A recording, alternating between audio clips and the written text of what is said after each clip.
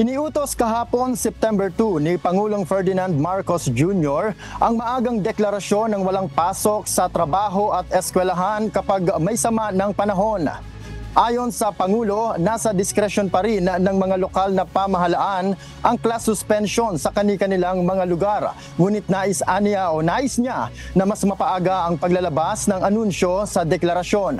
Tiniyak naman ni PBBM na nakahanda ang pamahalaan sa paghahatid ng tulong sa mga naaapektuhan ng mga pagbaha dulot ng bagyo at habagat.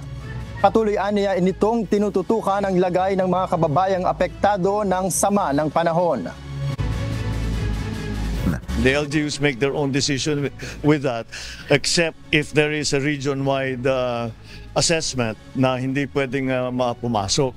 Sa trabaho naman, ang tinitignan lang namin ay kung makapunta yung mga empleyado natin, makapasok at makauwi. Importante makauwi.